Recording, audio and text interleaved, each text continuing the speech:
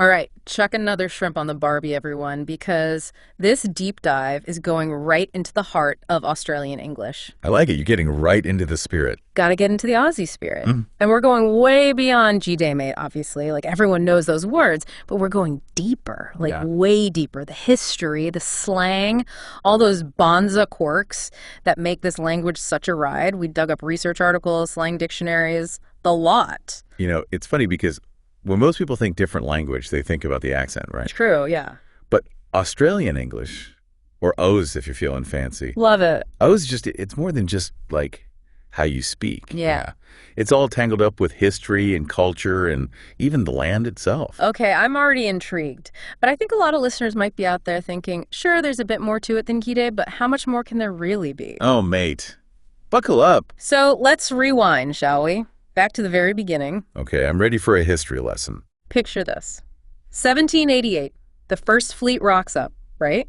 Bringing settlers from all over, but mainly from the British Isles. Right, and don't forget, each of those groups, they came with their own way of speaking. Oh, for sure. A whole melting pot of accents. Exactly, and it's interesting because, you know, you'd think Australian English would be a pretty even mix of all those dialects, but the one that really took hold, the one that really shaped the sound, was actually Cockney.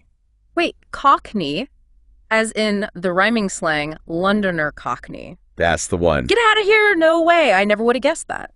You wouldn't think it, but those Cockney roots, they're buried deep in Australian English. Right. But it doesn't stop there. Right. Remember all the Irish settlers who came over? Right. And they brought their own flavor, that lovely Hiberno English, and that got tossed into the mix as well. It's like this amazing linguistic cocktail party going on. So you've got Cockney and Irish accents all doing their thing, and that's how Aussie English is born. That's the foundation, yeah. But then, hold on tight, because things get even wilder when gold is discovered in the 1850s. Gold rush. Exactly. Suddenly, everyone and their dog is trying to strike it rich.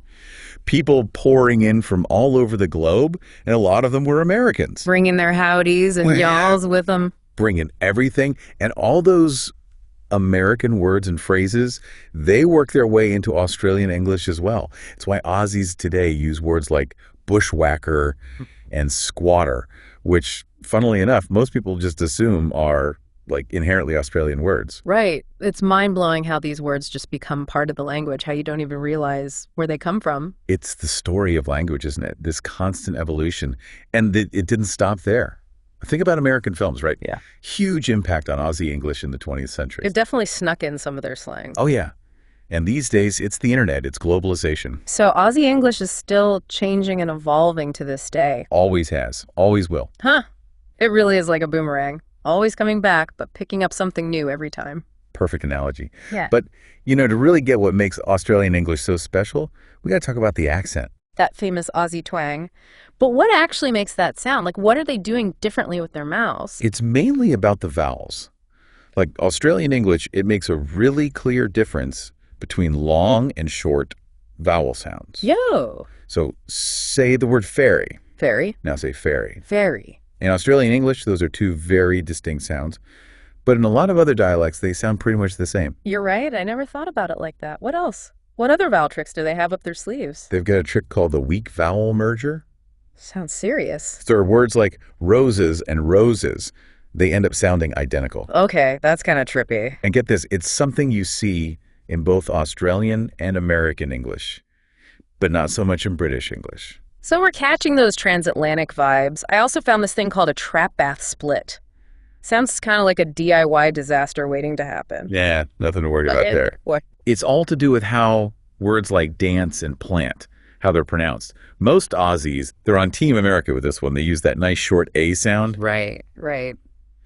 But, and here's the kicker, South Australia decided to do its own thing. They kept that longer A, kind of like how they say it in Britain. No way. So even within Australia, there are variations. Oh, mate. Heaps. It's amazing how even within Australia you get these little differences. Makes you wonder what other linguistic surprises are hiding out there. It's what makes studying dialects so fascinating. But we've been getting deep into the nitty-gritty of pronunciation, and I reckon it's time we talked about the real stars of Aussie English, the words themselves. Do you mean those iconic Aussie terms that everyone wants to know? Hit me with them. All right, well, let's talk about dinkum, because dinkum, mate, that's about as Aussie as it gets. Oh, dinkum. I love that word. Although I have to admit, sometimes I feel like I don't fully grasp it. Like it seems to mean a lot of things. And that's the beauty of it. It's a real chameleon of a word. You know, it morphs and changes depending on how you use it.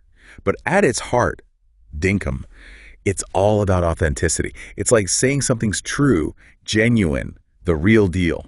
No messing about.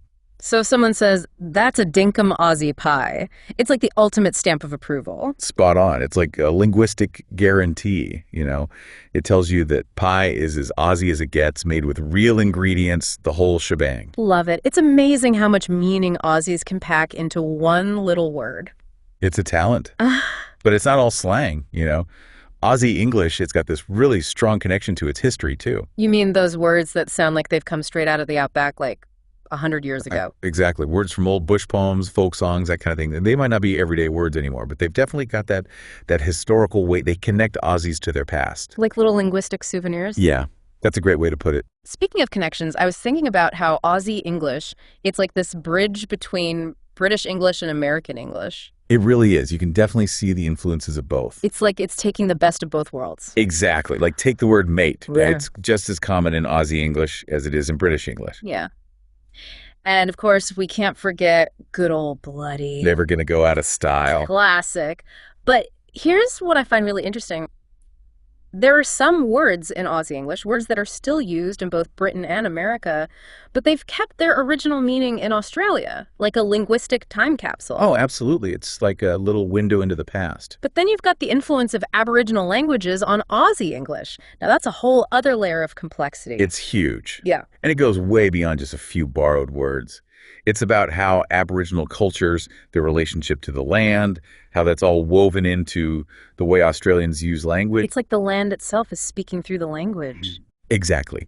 And it's one of the things that makes Australian English so unique. It's built on these ancient foundations. It's beautiful, really. But let's be honest, even for someone like me who grew up with Aussie English, the slang can be a bit overwhelming. You guys love to shorten everything. Guilty as charged. We're all about efficiency, mate. Why waste time saying a whole word when you can just say half of it? Afternoon becomes arvo. Barbecue becomes Barbie. Even names get the chop. John becomes Jono. Sharon becomes Shaza.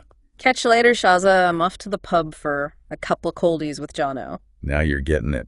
And it's not just about saving time, right? It's about that casual, laid-back Aussie attitude. You see it in the way we use words like sweet as and heaps. It's all about that extra bit of emphasis, that enthusiasm. Because just saying something is good just doesn't cut it, right? It's got to be bonza or ripper. You got it. And then you've got the incomplete comparisons like sweet as or tough as. Leaves a bit to the imagination. You know, it's true. It's like we're speaking in code sometimes. Yeah. But it's all part of the charm, right? Absolutely. Though I have to admit, I still get tripped up on some of the grammar. Like I always want to say the government were instead of the government was. It drives my British mates crazy. Ah, the classic collective noun conundrum. Australians, we like to keep things singular, even when we're talking about a group, just like the Americans. Right, right. And let's not forget on the weekend versus at the weekend. Sorry, UK, but we're sticking with on this side of the world. We've got to have some differences, right? Keeps things interesting. Exactly. Although I do get a kick out of how Aussies add "and" when they're saying big numbers. You mean like 162? That's the one. It's such a small thing, but it's so distinctly Aussie. It adds a bit of rhythm, don't you think? Totally. It's those little quirks that make a language come alive. Well, I reckon we've done a pretty good job of unpacking Aussie English today. We've covered a lot of ground, from its Cockney roots to those dinkum Aussie slang terms. It's been a real linguistic adventure. It really has. But I think what's most fascinating is that the journey isn't over, is it? Like, Aussie English is still changing, still evolving. Absolutely. In fact, it's probably changing faster than ever before, especially with all the different cultures adding their own flavor to the mix. It's like this beautiful tapestry with all these different threads coming together. Perfect way to describe it. Makes you wonder what Aussie English will sound like in another 100 years, eh? Who knows? But I reckon it'll still have that same Aussie spirit, that warmth, that humor, that down-to-earth charm. I reckon you're right. Well, it's been an absolute ripper of a deep dive. Thanks for joining us, everyone, and we'll catch you next time for another linguistic adventure.